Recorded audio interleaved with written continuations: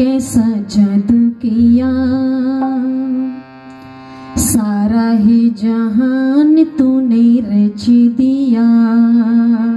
तूने ओ विधाता कैसा जादू किया, सारा ही जहान तूने रच दिया।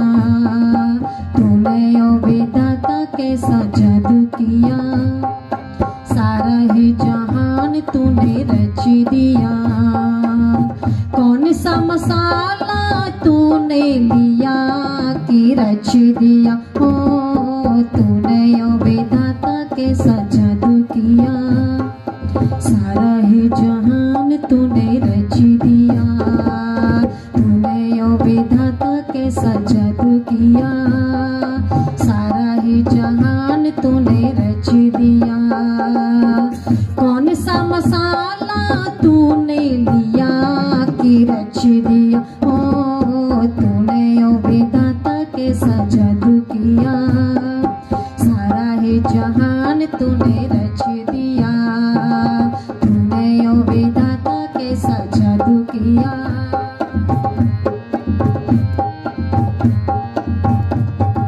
रंग बिरंगी फूल और कलियां किस भांति है सजाए, फूलों के अंदर कहाँ से भगवन इतनी खुशबू आए।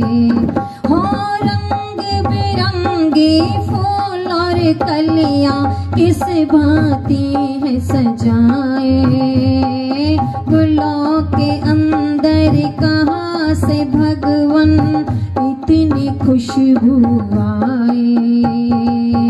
हे जगदीश कमाल किया कि रच दिया, ओ तूने ओ विधाता कैसा जादू किया, सारा ही जहान तूने रच दिया।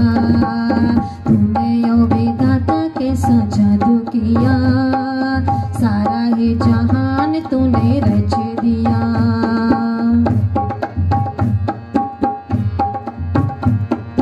जल की धारे सागर खारे और झरनों की लहरें, नीले नीले शांति समुद्र नदियाँ और ये नहरें। हो जल की धारे सागर खारे और झरनों की लहरें, नीले नीले शांति समुद्र नदियाँ और ये नहरें। सबका तूने ख्याल किया कि रच दिया, ओ तूने ओ विधाता कैसा जादू किया, सारा ही जहान तूने रच दिया। तूने ओ विधाता कैसा जादू किया, सारा ही जहान तूने रच दिया। कौन सा मसाला तूने लिया कि रच दिया, ओ तूने ओ विधाता कैसा जादू किया।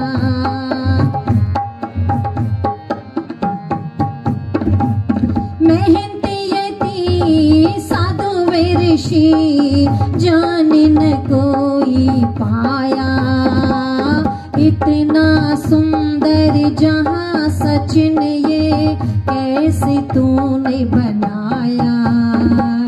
मेहनती साधु ऋषि जान न कोई पाया, इतना सुंदर जहां सचिन ये कैसे तूने बनाया।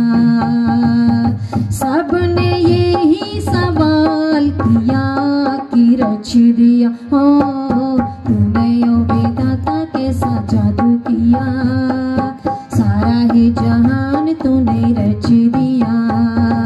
तूने ओ विधाता कैसा जादू किया, सारा ही जहान तूने रच दिया। कौन सा मसाला तूने लिया कि रच दिया, ओ तूने ओ विधाता कैसा जादू किया, सारा ही जहान तूने रच दिया। तूने ओ विधाता कैसा किया, सारा ही जहान तूने रच दिया, तूने ओ विधाता कैसा जादू किया, सारा ही जहान तूने रच दिया। सुनाना आप भी मानती होंगी सुनाना कठिन है? हाँ, ये भी मानती है सुनाना कठिन है। सुनाना कठिन है, बहुत कठिन है, लेकिन सुनाने से ज्यादा सुनना कठिन है। अच्छा ईमानदारी से बताओ, जब घर में सासू सुनाती है, सुनाती कि नहीं सुनाती, और बहू सुनती है तो कष्ट किसे होता है? किसको हुआ कष्ट? बहू को। जो सुना रही है उसे कोई दिक्कत नहीं हो रही, लेकिन सुनने वाली बोला बड़ा कठिन हो रहा है कि नहीं हो रहा? बहू को सुना रही बड़ा कठिन हो रहा है, सुनना बहुत कठिन होता है। अगर कठिन ना होता तो बार बार ये कहने की आवश्यकता नहीं होती कि ध्यान से सुनना। आपने किसी ने नहीं कहा होगा किसी भी विद्वान से कि हमें सुनाइए, हम बैठे हैं, ध्यान से बोलो, ध्यान से बोलो। भैया जी कह रहे ध्यान से बोलो, लेकिन बार बार ये कहना पड़ता है क्योंकि आपकी मन स्थिति ठीक नहीं रहती। एक विद्यालय में आग लग जाती है, और जब विद्यालय में आग लगी, प्राइमरी का विद्यालय था, तो बच्चे बड़ी खुशियां मना रहे हैं, बोले विद्यालय में आग लग गई तो 7-8 महीने की छुट्टी निश्चित हो गई। ये मास्टर बहुत सुनाया करता था हमको, अब हमको सुनने की आवश्यकता नहीं है, बहुत सुनाया करता था। बच्चे खूब खुशियां मना रहे हैं, आनंद ले रहे हैं, लेकिन एक बच्चे का मुंह लटका हुआ था। आकर के वो मित्र मंडली कहती तो खुश क्यों नहीं है? बोले किस बात की खुशी? बोले विद्यालय में आग लग गई, इस बात की खुशी है। ये मास्टर बहुत सुनाया करता था, अब हमको सुनने की आवश्यकता नहीं है। तो जिसका मुंह लटका हुआ था ना, मालूम है क्या कहता है? बोले तो खुशी मनाने की भी आवश्यकता नहीं है। बोले क्यों? बोले इसलिए नहीं है, बोले अभी विद्यालय में तो आग लगी है, मास्टर में आग थोड़ी लगी है। ये मास्टर हमको पकड़ेगा, ले जाएगा पीपल के नीचे, चबूतरे पे सुनाएगा, सुनाएगा छोड़ने वाला। इसलिए बड़ा कठिन होता है सुनना, इसलिए कह रही ध्यान से सुनना। ध्यान से सुनना, बहुत सुंदर चर्चा आप सुन रहे थे, और बता दिया कि धर्म का मार्ग कौन सा है, और जो धर्म से विपरीत चलते हैं उसको क्या कहते हैं? वाम मार्ग कह रहे हैं। और वास्तव में आज आप देखोगे तो धर्म के रास्ते पर चलने वाले लोग बहुत कम हैं, बहुत कम हैं। जो धर्म के ठेकेदार हैं उनकी तो बात छोड़िए। कौन से धर्म के ठेकेदार? जो अपने आप को सीना ठोक ठोक करके कहते हैं। बोलो कहते कि नहीं कहते? बोले हम कौन हैं? हम धर्म के ठेकेदार हैं, हमारी दुकान खुली हुई है। बोलो धर्म के नाम पर दुकान खुल रही है कि नहीं खुल रही है? धर्म के नाम पर दुकान खुली हुई है। बोलो आज वो धर्म को मानना तो छोड़ दो, मानेंगे क्या? वो जानते ही, जो जानेगा बोलो वही तो चलेगा धर्म के रास्ते पर।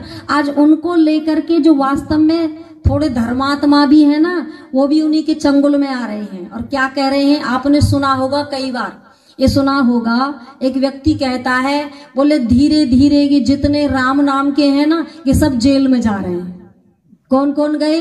रामपाल, राम का नाम आ रहा है कि नहीं आ रहा? आशाराम, वो भी वो गए कि नहीं गए? आशाराम भी गए। राम रहीम, बोले तीनों में राम का नाम आ रहा है कि नहीं आ रहा? ये भी गए। अब कह रहे भी एक और नंबर आने वाला है। वो किसका आने वाला है? बोले रामदेव। बोल किसका आने वाला है? रामदेव का। मैंने कहा सुनो, ये सब जेल में चले गए और चले जाएंगे, और जिसके कारण जेल में जा रहे हैं, सुनो, रामदेव इसके चक्कर में कभी जेल में जाने वाला नहीं है, क्योंकि वो दयानंद के सिपाही हैं, ध्यान रखना होगा। और दयानंद का सिपाही कभी भी चरित्रहीन होने वाला नहीं है। इसलिए मैंने कहा रामदेव नहीं जाएंगे। इसलिए जो धर्म की दुकान लगा करके बैठे, ध्यान रखना होगा। छोटे नहीं, आज तो टीवी के माध्यम से भी हमारे बीच में परोसा जाता है कि नहीं परोसा जाता?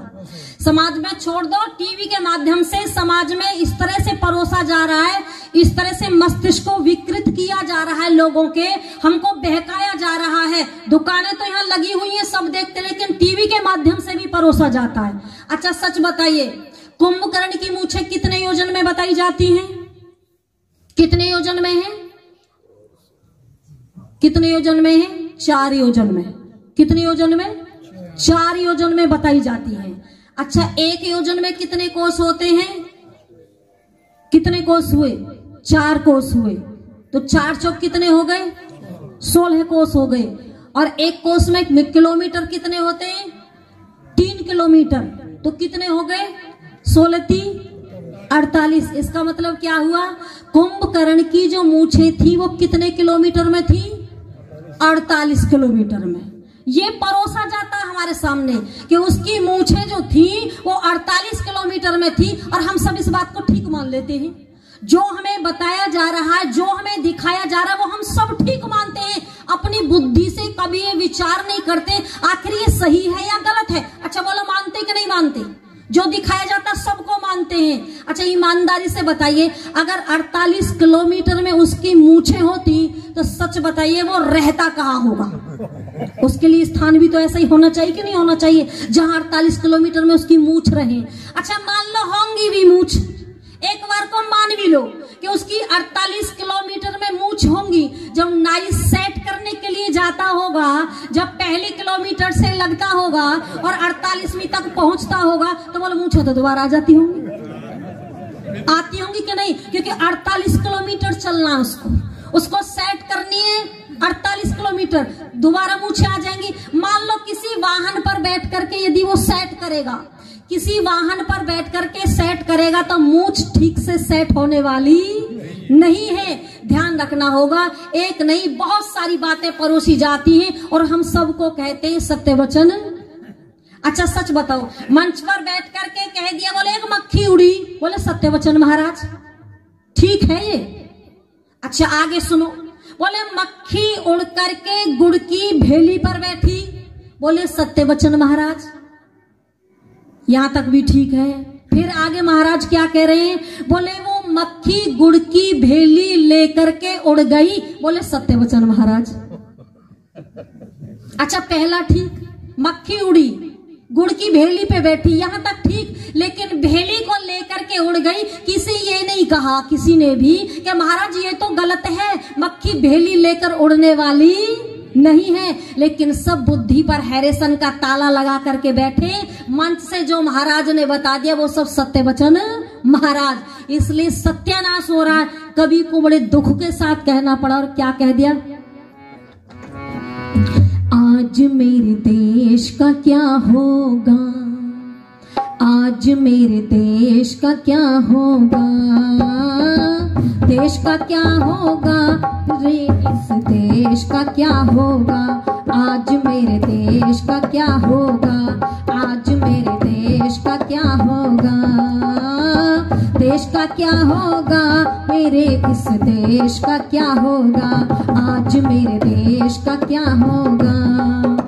सुनता ना कोई ऋषियों के संदेश का क्या होगा, आज मेरे देश का क्या होगा, आज मेरे देश का क्या होगा, देश का क्या होगा मेरे इस देश का क्या होगा, आज मेरे देश का क्या होगा। सुनता ना कोई ऋषियों के संदेश का क्या होगा, आज मेरे देश का क्या होगा, आज मेरे देश का क्या। धर्म की चर्चा जहाँ पर लोग दो चार, वहाँ पर धर्म की चर्चा जहाँ पर लोग दो चार, वहाँ पर है उनमें भी कुछ ऐसे। कैसे? जहाँ धर्म की चर्चा होती यहाँ तो फिर भी उपस्थिति अच्छी है। वैसे इधर को आते फैफाना में भी गए थे, यहाँ भी उपस्थिति अच्छी थी, पर कई जगह तो गिनी चुनी उपस्थिति होती है। होती कि नहीं होती? बहुत कम उपस्थिति होती है। और जहाँ धर्म की चर्चा है वहाँ उपस्थिति बहुत कम, और जहाँ सपना चौधरी का डांस हो वहाँ कितनी होगी? वो टेंट यहाँ थोड़ी लगाना पड़ता, फिर तो कोई बाहर लगाना पड़ता। और जहाँ धर्म की चर्चा भी है वहाँ कैसे लोग आते हैं? तो सुनो, कुछ लोग वो आते हैं, बोले हमसे बोला है फॉर्मेलिटी पूरी करने के लिए, ला चलो वहां चलते हैं। कुछ लोग वो आते हैं जो टाइम पास करना, बोले आवाज आ रही, नींद तो फिर भी नहीं आएगी, चलो वहीं चलकर टाइम पास करते हैं। कुछ ऐसे आते हैं। कुछ लोग आते हैं प्रसाद खाने के लिए, क्योंकि कई बार हमसे भी कहते हैं बहन जी भंडारा कब होगा। इसका मतलब जिस दिन भंडारा होगा उस दिन आएंगे। कुछ आते हैं प्रसाद खाने के लिए और कुछ वो आते हैं जिनके जूते चप्पल पुराने हो जाते हैं। कुछ लोग वो आते हैं क्योंकि आपने कभी नहीं सुना होगा किसी के नए रह गए पुराने चले गए, यही सुना होगा बोले पुराने नए चले गए और पुराने रह गए हैं। कुछ इंतजार में यही रहते, बोला ऐसा कार्यक्रम कब होगा तभी हम बदला बदली करेंगे, तभी हम ये करेंगे। कुछ ऐसे आते हैं लेकिन कुछ आप जैसे भी आते हैं अच्छे लोग। इसलिए बहुत सुंदर कहा, क्या बताएं, धर्म की चर्चा जहाँ पर लोग दो चार वहां पर है, उनमें भी कुछ ऐसे जो चप्पल ले जाए उठा करे, जहाँ पर धूर्त है बैठे हजारों मूर्ख है लेते, चेलियां चरण दबा रही माल चाहे जितना ऐते। महामंडलेश्वरी उस कपटी अरे वेश का क्या होगा, आज मेरे देश का क्या होगा, आज मेरे देश का क्या होगा, देश का क्या होगा रे इस देश का क्या होगा, आज मेरे देश का क्या होगा, आज मेरे देश का। और आगे सुनो, आगे क्या बताया है, बने खड़े राम और सीता है दोनों नर ये फजीता, बने खड़े राम और सीता है दोनों नर ये फजीता, विवाह इनका होते हुए बहुत सा समय है बीता। आपने देखा होगा आपके इधर होती है रामलीला, नहीं होती है? होती है, सब जगह रामलीला होती है, राम की लीला होती है। और राम की लीला करने वाले, रामलीला करने वाले ईमानदारी से आप बताइए पात्र कैसे होते हैं? पात्र कैसे होते हैं? जो सारे ऐब है ना वो जाकर के पात्र बनते हैं वहां। चलो रावण बनना तो बात चल रही है, लेकिन यहाँ तो राम भी बनना, वो कौन बन रहा है? बीड़ी पीने वाला, शराब पीने वाला, सुल्फा पीने वाला, माता पिता से लड़ने वाला, गाली देने वाला और चलती फिरती बहन बेटियों को बुरी दृष्टि से देखने वाला। ऐसा व्यक्ति किसका रोल अदा कर रहा है? राम का रोल अदा कर रहा है। और हम क्या करते हैं ईमानदारी से बताइए? उनके चरण चुम्बन करते हैं, जाकर के पैसा देते। मैंने तो देखा एक बार बहन ने, मैंने देखा हम छोटे थे, मैंने देखा कि राम जी तो आगे निकल गए, माता जी भाग रही है पैर छूने के लिए, पीछे लक्ष्मण जी मिले, उनकी पैर छू लिए और वो भी पीछे से ही, आगे से नहीं पीछे से ही पैर छू लिए। माता जी को लगा मुक्ति की टिकट, अब कुछ करने की आवश्यकता है ही नहीं। अच्छा ईमानदारी से बताइए, जो मर्यादा पुरुषोत्तम श्री राम है, जिनको आज भगवान भी मानते हो, आप मानते हो कि नहीं मान रहे हो, जिनको आप भगवान भी मान रहे हो, और ध्यान रखना ऐसे मर्यादा पुरुषोत्तम श्री राम की नकल ऐसे ऐसे नालायक व्यक्ति कर जाते हैं, हम कोई भी आवाज नहीं उठाते हैं। ये दूर की बात नहीं है, मुझे ये नहीं पता बहन जी का नाम क्या, मेरा फेफाना में जब कार्यक्रम था ना तो एक बहन जी ने बताया था यही मुझे, अब ये नहीं पता कितना सही है कितना गलत है। वो वहां बताया था, एक बहन थी वो कह रही थी, मैं कार्यक्रम के बाद में मिली, राम रहीम उस समय जेल में नहीं था, ये उस समय की बात है।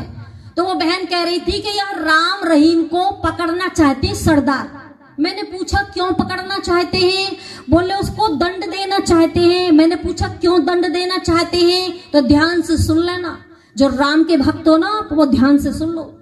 वो बता रही थी, बोले सरदार इसलिए पकड़ना चाहते हैं, इसलिए दंड देना चाहते हैं क्योंकि थोड़ी देर के लिए ही, देखो थोड़ी देर के लिए ही राम रहीम ने गुरु गोविंद साहब के कपड़े पहन लिए थे, इसके कारण वो दंड देना चाहते हैं। और आपके वाले, आप कुछ नहीं कहते, आपके महापुरुष को बोलो सब बदनाम कर जाते हैं। अच्छा ईमानदारी से आप बताइए, आपने देखा होगा राम छाप, श्याम छाप, हनुमान छाप या लक्ष्मी छाप, गणेश छाप, बोलो बीड़ी सिगरेट तंबाकू मिलते कि नहीं मिलते? मिलते कि नहीं मिलते? कोई आवाज नहीं उठाता, कोई नहीं कहता इस बात को कि हमारे सारे देवी देवता बीड़ी सिगरेट पे ला करके क्यों बिठा दिए हैं। और बता रहे थे ना अभी भैया जी कि ये योजना के तहत काम हो रहा है, क्योंकि हम लोग जो है ना, जो कह रहे हैं हिंदू, आर्य नहीं, आर्य तो बुद्धि से काम करता है, जो कहता है ना हिंदू, ये बुद्धि से काम नहीं करता। इस जैसा जैसा देखता है बस करना प्रारंभ कर देता है, ये सोचता नहीं मैं सही कर रहा हूं या गलत